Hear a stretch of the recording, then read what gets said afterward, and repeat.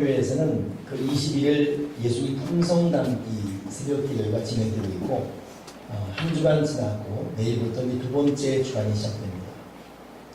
개인적으로는 참 어려운 시간을 보내고 있습니다. 왜냐하면 품성이라는 것은 사람이 고질적으로 받고 태어난 그 기질, 좀 더 고상하면 성품이에요. 성품으로 뭐가 되죠? 기질 그러면 왠지 뉘앙스 안 좋아 보이고, 근데 같은 말입니다. 기질이건 성품이건 사람마다 장점, 단점이 명확해요. 이 성품이 아주 좋게 바뀌는 것을 품성합니다. 그래서 지금 교회에서는 예수 품성 담기 20일 새벽 기도를 하고 있고, 약 19가지, 21가지인데 2개는 품성에 대한 개념적이고 19가지는 우리가 받아야 될 품성을 성경적으로 주제별로 하고 있습니다.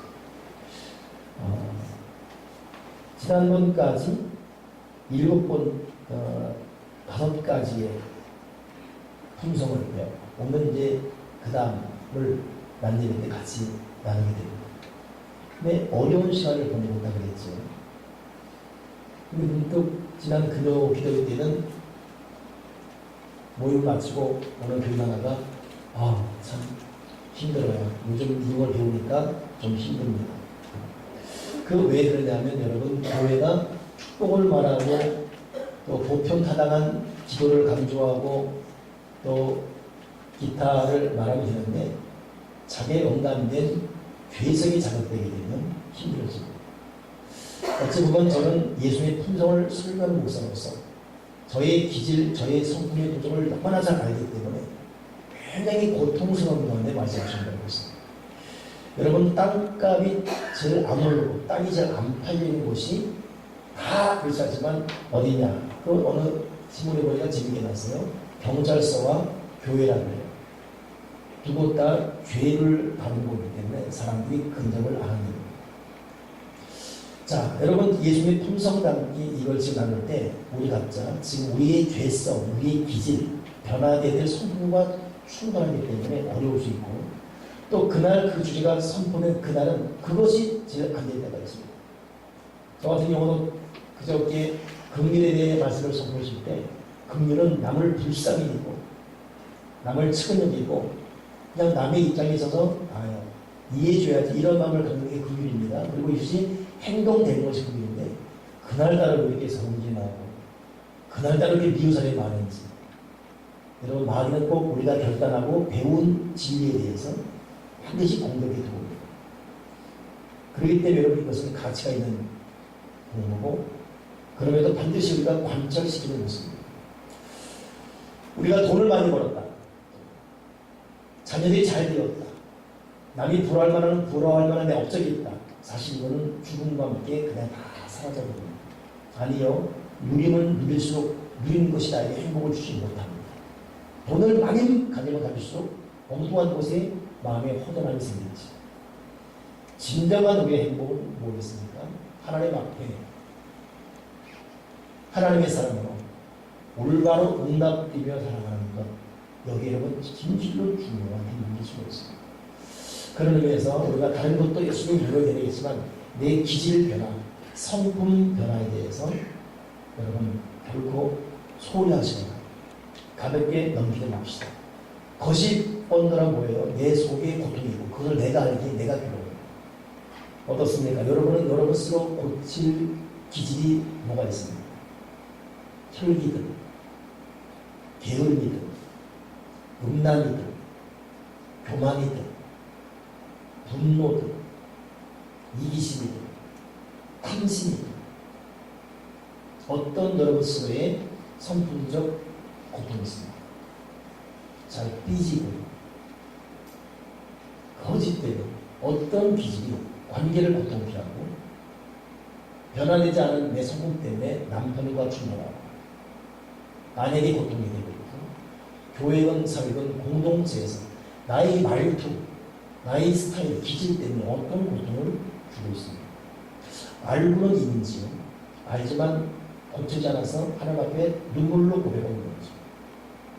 저도 여러분도 우리는 우리의 성품 변화 통해서 반드시 주님 앞에 가기 전 품성의 아름다운 모습으로 변화돼요. 그래서 성품은 선천되고 품성은 투천되고 이 변화가 주님 안에 꼭 일어나기를 바랍니다. 오늘은 권사 임직인 날이에요. 그래서 제가 교회론을 설명하면서 오늘은 새생명교회와 재직의 의미 이런 제목으로 말씀을 해야 되겠다라고 오래된 마음을 가졌습니다. 근데 오늘 보니까 예수 품성 나누기 오늘 순서가 어쩜 이렇게 절묘하게 맞니? 충성에 대한 거예요. 교재 보게 되면 8과 충성 되어 있습니다. 충성. 오늘 이 말씀을 같이 나누면서 우리가 하나님 앞에 어떤 존재가 되는지 깨달음이 필요합니다. 오늘 본문에 예수님이 참 중요한 말을 했어요. 하나님께서 나에게 맡겨준 일을 내가 이루었고 이 일을 통해서 하나님을 영화롭게 했습니다. 그리고 그 주님이 마지막 십자가상에서 마지막 말씀 뭡니까? 다 이루었다. 그러니 예수님은 충성의 완벽한 결정지입니다. 이 말씀 다시 묵상해야 돼요. 하나님 아버지가 나에게 준 일을 내가 다 이루었고 그 이룬 일을 통해서 이 땅에서 하나님을 영원롭게 했습니다. 그리고 마지막 말이 다 이루었다. 오늘 예수님의 완벽한 성품. 주님은 변화될 품성이 없어요. 그런데 주님은 그냥 성품이에요. 그러나 우리는 우리 성품이 바뀌어야 될 품성이에요. 주님의 성품을 담는 품성을. 우리가 진실로 우리가 본받아야 될 품성 중에 하나 뭐냐? 충성입니다. 충성은 자기에게 주어진 일을 최선을 다해 감당하는 것을 충성이에요. 성경 보게 되면 우리가 좀 오해하기 쉬운 표현이 하나 있습니다. 하나님은 선하십니다. 하나님의 선하시다는 뜻이 뭐냐면 하나님의 착하다는 뜻이 아닙니다. 하나님은 하나님으로서 해야 될 모든 일을 완벽하게 행하시다는 뜻이에요. 하나님이 주신 모든 창조물에 대해서 하나님은 하나님 하실 일을 지혜롭게 성실하게 흠도 점도 없이 완벽하게 이루신다. 기능적 의미로서 이것이 선하시다. 우리가 하나님을 선하시다고 말한다면 우리도 선해야 되거든요. 이것은 막연하게 착하다는 뜻이 아니라 홍일라 목사가 선하다. 이것은 저 사람은 복도 철수다. 그런 것이 아니라 목사로서 그 기능적 역할을 충실히 담당하므로 이 교회에서 하나님을 영원롭게 하고 이 교회에서 성도들을 행복하게 한다. 하나님의 칭찬하는 모습이다. 이게 목사로서 선한 것입니다. 여러분이 가장으로서 선하다는 뜻은 남편에게 해야 될, 아내에게 해야 될 의무, 또 자녀에게 해야 될 아비로서의 도리, 이걸 잘 감당할 때 선한 아버지가 되는 것입니다.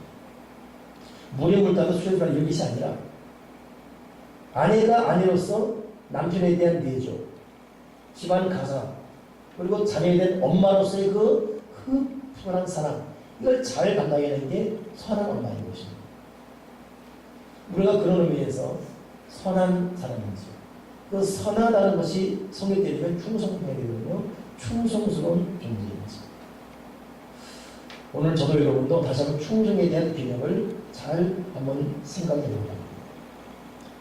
충성이라는 것은 여러분 믿음으로 시작하고 맡은 일을 바로 알아서 충성에 대한 동기, 일관성, 마무리가 잘 되는 것을 이례적으로 말하죠. 그리고 충성은 내게 주어진 하나님의 일을 끝까지 행하는 것입니다. 교회로 국한되지 않고 내게 주어진 가정 일을 책임있게 행하는 것입니다. 참 고통스럽게 여러분 우리나라 이혼율이 가장 높았을 때가 뭐냐? IMF 터졌을 때예요. 그때 이혼율이 급상승이 되었습니다. 남편 실직하고 갑자기 내던 이자 몇 배로 뛰면서 더 이상 안 되니까 이혼율이 급증. 위장 이혼이었지만 진짜 어렵다고 도망간 부모들 또 아내들도 있었습니다. 가장 높은 수준 IMF. 여러분 이것은 충성된 부부가 아니지. 충성의 사회 이름이 아니죠. 충성은 어려울 때 정말 고통스러울 때 그 진가가 발휘된다. 충성은 하나님 아버지가 주어진 일을 끝까지 감당합니다. 가정에서도 또 사회에서도 그것도 자기에게 주어진 자기를 믿고 맡긴 그분을 위해서 이것이 하나님 또 가정에서는 나를 믿고 대하는 내 자녀들 그러니 자식을 버리는 부모 우리가 이 속에서 빈통이 되지 않습니까? 사회의 일원으로서 믿고 맡겼는데 그 감당 안 할 거예요. 어제 CBS 어떤 그 김영 대화에서 제가 얼핏 들어서 이게 무슨 말이야 해서 오늘 아침에 제가 다시 한번 서치해봐서 늘 읽어봤어요. 세상에 우리나라가 1조 주고 산 석유 정유회사를 900억 주고 판답니다. 잃어버린 거, 100억 잃어버린 거죠. 그거 왜 그런가 했더니 이명박 대통령 당시에 해외 수주 이익의 공격을 위해서 여러분 우리나라가 석유 정제 기술이 세계 1위입니다. 석유는 없지만 석유 정제 기술이 세계 1위예요. 그렇기 때문에 어느 곳이 좋은 집이고 어느 곳은 해서는 안 되는 걸 파악하고 있다는 거잖아요. 근데 캐나다 정부마저도 버려버린 정부에서를 일주일 받았어요. 공정입니다. 내세입니다. 과실입니다. 결국 산 이후에 1년마다 100억이 손해보다 결국 이번에 손해보고 파는 거예요.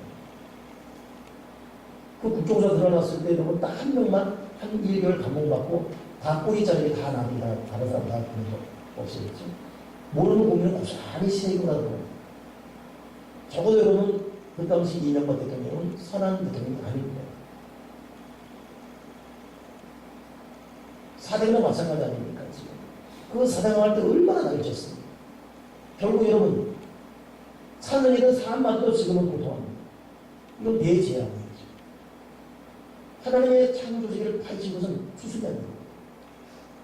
그리고 여러분 사회건 여러분 교회건 여러분 가정이건 지혜롭게 자기 맡겨진 일에 대한 성격을 명확히 알고 최선을 다해가는 것 이게 선한 것 이것이 충성되는 거예요. 오늘 여러분 우리는 나에게 주어진 일이 무엇인가를 보면 충성스러운 자가 되기 위해서 일단 스스로 자기에게 신실합시다.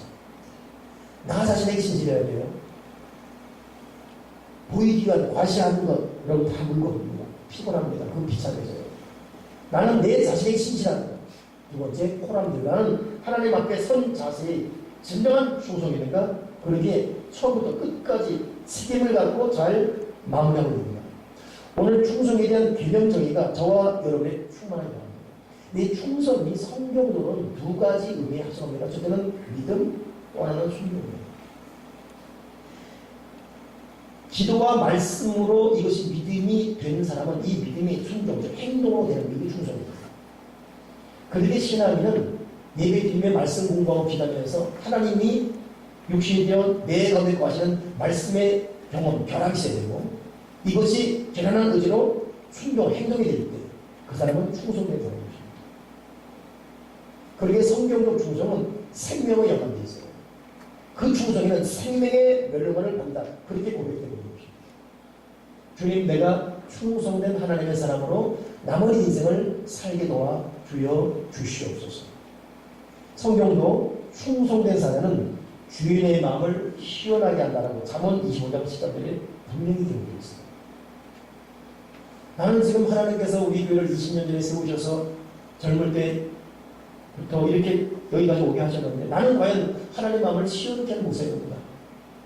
아닙니다. 괴롭습니다. 늦은 날이가 탄식이 되기도 합니다. 지금 뭘 하십니까? 두렵기도 하고. 그러나 그럼에도 포기할 수 없는 것은 나를 믿고서 하나님의 마음을 시원케 하는 것이 나의 자세입니다. 여러분도 마찬가지죠. 하나님 아버지가 우리를 얼마나 신뢰합니까? 우리를 믿고 맡기는 삶이 얼마나 큽니까? 여러분 작은 일에 충성된 자가 큰 일을 받을 수가 있어요. 우리는 결과만 보고 울고불고할 것이 아니라 큰 결과를 받을 수밖에 없는 사람의 뿌리가 있어요. 지난주는 우리 돈 하나가 이 단지밭에 있는 오세주 나무 뽑아보시라고 해요. 그것도 왜 나무 왜 뽑냐고 놔두시라고. 아니 죽었어요. 왜 죽었냐고 가을 되면 낙이 들거든요.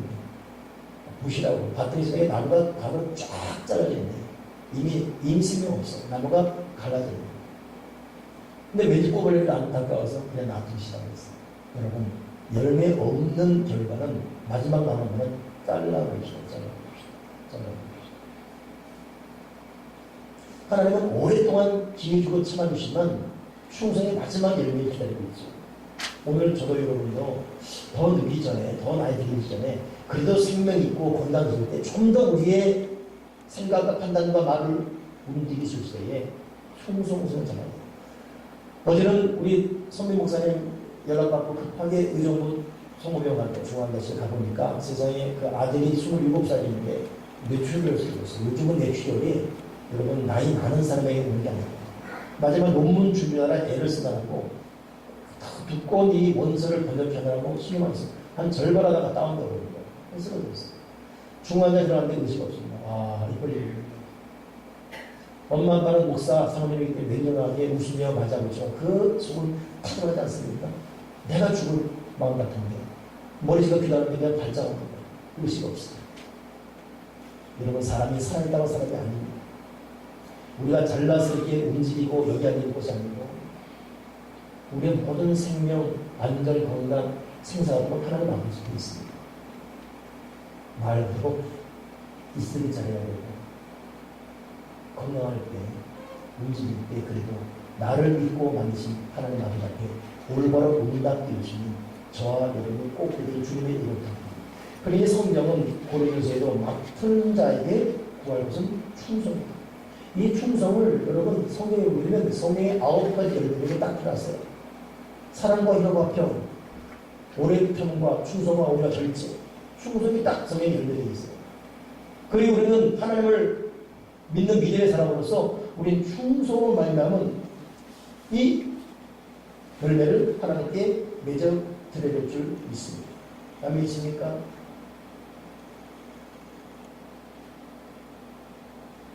오늘 우리 권사인직을 맞이해서 사실 오늘 두 번의 권사는 우리 이전 권사가 받을 때 해야 되는 분이었어요.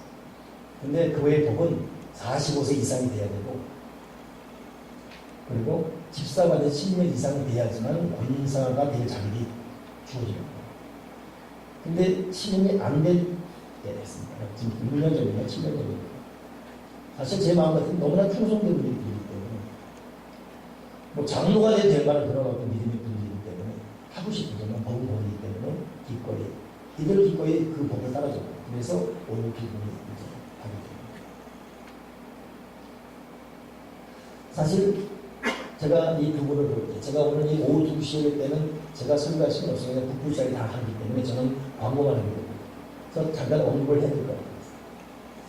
제 마음 깊은 곳에 여러분도 그렇지만 또 이분 역시 또 인정하는 분들이 예배와 섬김과 자세. 물론 뭐 100% 완전한 누가 있겠습니까? 그럼에도 어디 내놔도 손색이 없는 그런 충성입니다.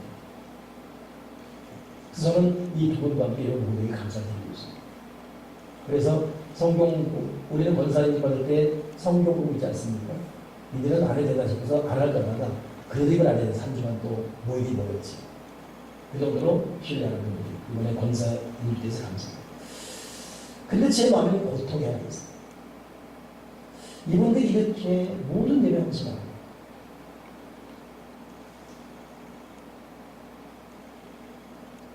없는데도 하나님에게 헌금하며 교회의 모든 짐을 같이 지고 꾸준히를 다 하고 그러면 이 좀 잘 돼야 되잖아요. 네? 이런 분일수록 집도 좋고 자녀들도 잘 되고 에코스쿨도 다니고 루비동도 좀 갖고 다니고 샤넬도 걸고 다니고 이래야 될 거 아니겠습니까? 맨날 남은 대문 피워. 이것은 목사의 탄식입니다. 이건 비단 이것만이 아니라 우리 교우들이 그래도 이 땅을 사면 잘 되는 거예요. 하나님 저렇게 기도하고 저렇게 충성하는 거예요. 그 충성으로 말하자 민망해요. 민망해요. 그래서 참 저는 참 마음이 특별히 우리 교우들 볼 때 민망하고 특별히 열심히 일하는 사역자 볼 때 죄송스럽고 왠지 도의적인 친구가 없고 근데 이런 저에게 어제 책을 읽다가 위로의 메시지가 있었습니다. 김인조 목사님이라는 분, 안산 동산 목사님인데 그분이 교회 내 기둥이라는 책을 썼어요. 근데 그 책에 나오는 내용인데 루시 말로이라는 사람이 쓴 내용이에요. 남을 위한 희생에 대한 이 사람의 이 칼럼인데 이런 말이 있어요. 남의 행복을 위해 자신의 이익과 욕심을 버리고 일하는 것, 그 이상의 행복은 없습니다.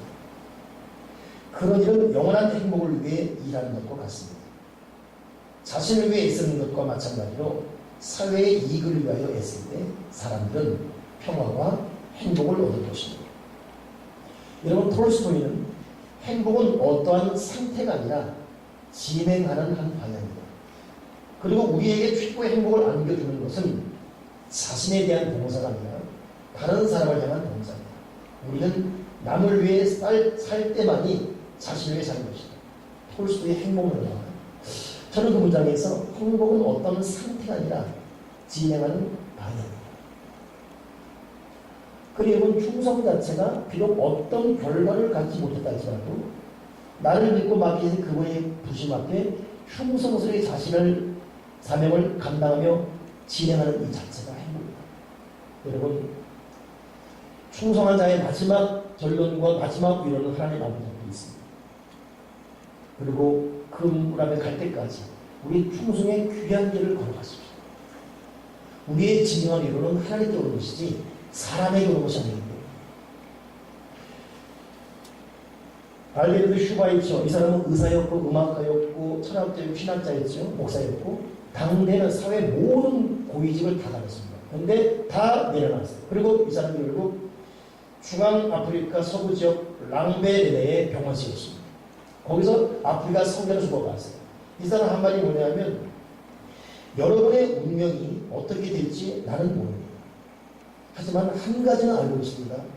여러분 중 참으로 행복하게 될 사람이 있다면 그는 계속해서 섬기는 법을 찾으려는 사람입니다. 그러면서 자신의 행복을 위해 섬기는 방법을 찾으라. 늘 섬기는 방법을 찾는 사람은 불평하지 않고 매사에 감사합니다. 자신보다 남을 우선시하는 마음으로 대가를 바라지 않고 먼저 섬긴다면 하나님이 주신 기쁨 가운데 거할 수 있습니다.